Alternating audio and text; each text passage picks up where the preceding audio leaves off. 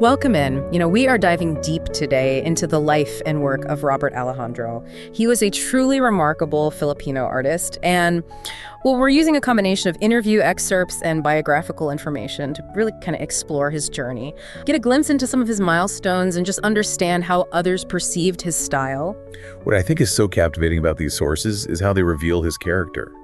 It wasn't just his artistic talent that was so apparent, but also this genuine warmth and humility. Yeah, and right off the bat, in these interview excerpts, Alejandro recounts how art literally saved him. Yeah. And he kind of infused this incredible vibrancy into his work. It was like he was breathing life into each piece. And that vibrancy really connected with people. Emily Abrera, who was a fellow artist and colleague, described his work as having this distinct sense of Filipino-ness. And she talked about how it evokes this feeling of joy, this Messiah spirit that connects with people on such a deep level. And it's interesting how that Messiah feeling, it goes beyond just happiness. It's really deep-rooted in Filipino culture. It's about celebrating life, finding humor in the everyday moments and embracing community. Absolutely. And Abrera even went as far as to call him a legend, both locally and internationally. To understand how he earned that title, though, we kind of have to go back to his roots. Mm-hmm. And his journey really began at Papa Malroti, which was the gift shop that his family founded. So he was pretty much immersed in art from a young age then, right? Sculpting those clay figurines and crafting pieces to sell at the shop. Exactly. And that early experience really fostered this strong connection between art and business for him, which became a defining characteristic throughout his career. Yeah, it's like he had this entrepreneurial spirit woven into his artistic DNA. But you can tell even then it wasn't just about the sales figures. He found genuine joy in the connection that his art created with people. He wasn't just selling art. He was sharing a piece of himself and his joy with each creation. And this connection only deepened as he pursued formal training. He studied fine arts at the University of the Philippines. And he didn't just become an artist, he became a mentor and inspired so many students. But his influence wasn't confined to the classroom. His career path was so diverse, it encompassed theme park design, advertising, even television. Tell me more about his role as an art instructor on TV. Yeah, one of his most impactful roles was actually hosting a show called Art is Cool. Mm-hmm. And you could just see his passion for art radiate through the screen as he taught. And what's so remarkable is how he emphasized that art is for everyone, regardless of background or resources. I can just imagine him breaking down those complex techniques and making them accessible to everyone, both children and adults. What a fantastic way to use such a public platform to democratize art. And his commitment to accessibility didn't stop there. He was deeply involved with various social causes. He founded Ang INK, which is short for Ang Ilustrador ng Kabataan, an organization dedicated to promoting children's book illustration in the Philippines. He volunteered his design skills to organizations like PodW, which is an animal welfare group, and even Habitat for Humanity. So it's clear that art wasn't just a career for him. It was a way to make a tangible difference in the world. But as we delve deeper, we see this interplay between his vibrant spirit and his own personal battles. He was incredibly open about his lifelong struggle with depression and suicidal thoughts. And this is where things get really compelling. Alejandro often said that art was his salvation. It gave him a sense of purpose and value, especially during times when he felt lost or overwhelmed. Yeah, it's a stark reminder of how creative expression can really be a lifeline for our mental and emotional well-being. But in 2016, his life took another turn with a colon cancer diagnosis. And this diagnosis was a turning point for him. Faced with his own mortality, he experienced a shift in perspective. Instead of succumbing to negativity, he chose to embrace self-love and really live his remaining years to the fullest. That's remarkable how he found peace and acceptance in such challenging circumstances. This newfound perspective would really shape the final chapter of his life. It's truly inspiring how he found strength and resilience through his art.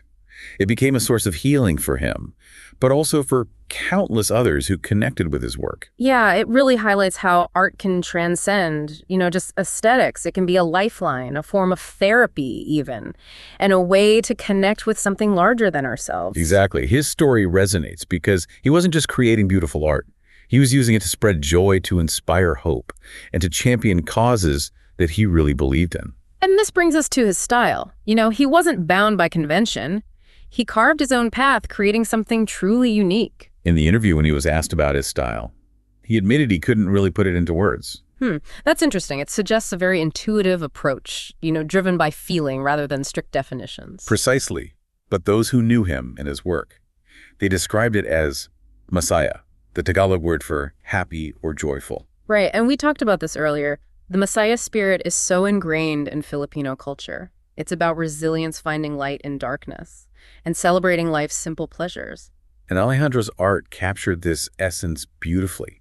His work, which was often characterized by bold colors and playful imagery and whimsical characters, really resonated with this sense of childlike wonder and lightheartedness. It's like his art was an invitation to embrace joy, to find delight in the everyday. You know, Emily Abrari even described it as his heart talking to other hearts. There's a vulnerability and sincerity there that's incredibly moving. And that authenticity wasn't limited to his art. It really permeated his work ethic as well. Alejandro was known for being incredibly productive, constantly sketching and designing, brimming with new ideas. He had boundless energy. I mean, in the interview, he mentions designing 7 theme parks, countless illustrations for books and editorials, even a postage stamp. It's astounding.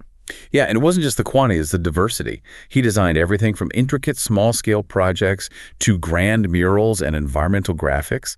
He had this desire to infuse his vision into every possible medium. A multifaceted artist, working across painting, sculpting, graphic design, even animation.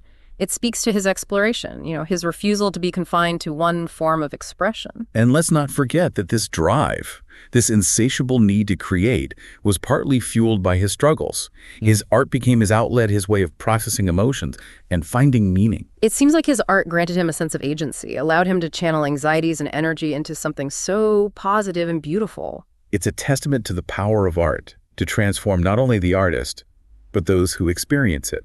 And this brings us to another facet of his career, his work in theme park design.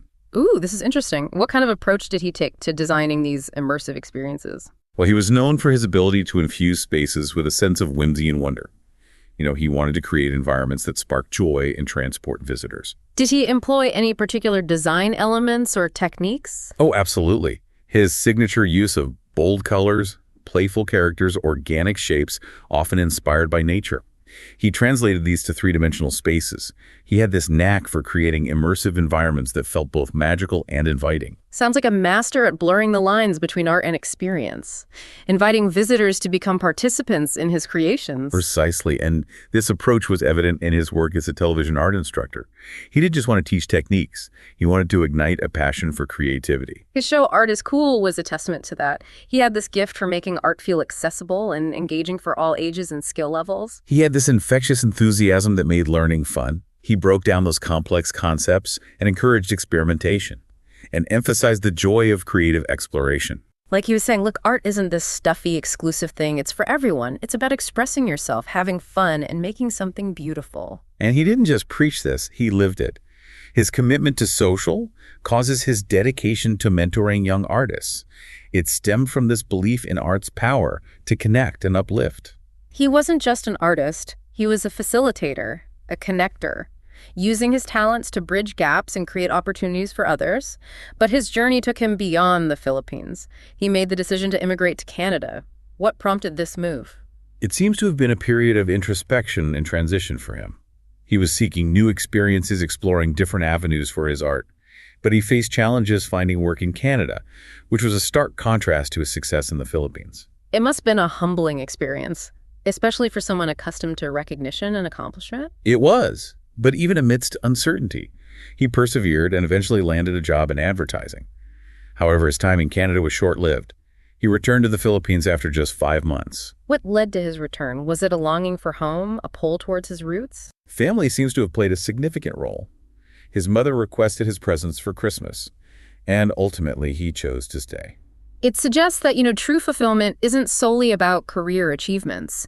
It's about the connections we forge, the sense of belonging in our communities, and the ties to our heritage. And upon his return, he fully embraced his Filipino identity. He immersed himself in projects that celebrated Filipino culture and heritage, and he became a vocal advocate for social justice and community development. He even volunteered his design skills for Leni Robredo's presidential campaign, aligning himself with a figure who represented progressive values and a commitment to social change. He also contributed his talents to the Museo in Magesa, a museum dedicated to showcasing the resilience and hope of the Filipino people. a testament to his deep love for his country and his belief in its potential. And his dedication to social justice extended beyond the political realm. He designed materials for organizations like ThePodQast, championing animal welfare, the Wild Bird Club of the Philippines, advocating for environmental conservation. He worked with ATD Fourth World Philippines, an organization fighting poverty and social exclusion, UNICEF promoting children's rights, World Vision focused on humanitarian aid and development, and Habitat for Humanity working to provide affordable housing. His commitment to making a positive impact was truly remarkable. He used his art to amplify the voices of those in need, to champion causes he believed in, and to inspire others to take action. His life and work embodied this powerful message.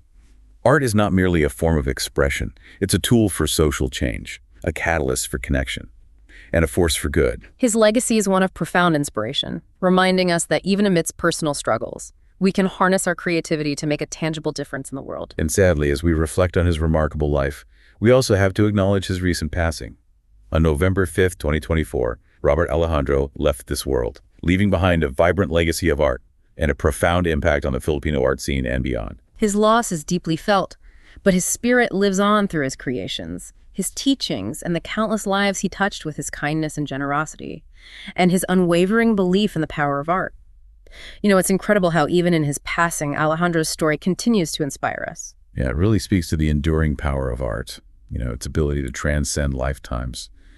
Papa Melrati, the gift shop he co-founded with his family, released a statement, and they remembered him not just as this talented artist, but as a cherished brother, uncle, and friend whose, vibrant, passionate spirit, creativity, generosity, and warmth touched countless lives. That really gets to the heart of who he was, doesn't it? It goes beyond, just the accolades and achievements. It speaks to the genuine connection that he made with people. It's a good reminder that artistry extends beyond just canvases and exhibitions. It's about infusing life with creativity and kindness and a spirit of generosity. Yeah, his legacy is woven into the fabric of the Filipino art scene, from his influence on countless students to his contributions to social causes and cultural institutions. It really makes you think about the ripple effect that one person can have. It's inspiring to see how his passion for art ignited a similar fire in others. As we wrap up this deep dive, I'm curious what stands out most to you. What's the most enduring lesson we can take away from Robert Alejandro's life and work? For me, it's the affirmation that art can be such a powerful tool for healing, both personally and collectively.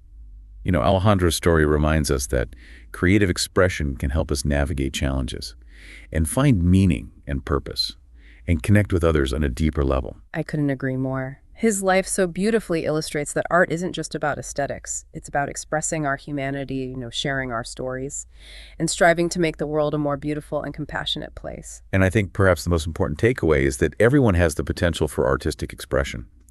Alejandro believed that art is for everyone, regardless of skill level or background. And he dedicated his life to making that a reality. What a beautiful sentiment to end on. So to you, our listener, we encourage you to explore Robert Alejandro's artwork. Let his unique style and unwavering spirit inspire you to embrace your own creativity and find joy in making art. Who knows, you might just discover, as Alejandro did, that art can be a source of healing and inspiration and connect you to a world of wonder and possibility. Don't forget to subscribe and hit the notification bell for future podcast notification. This is The Podcast, powered by OnQ New Media.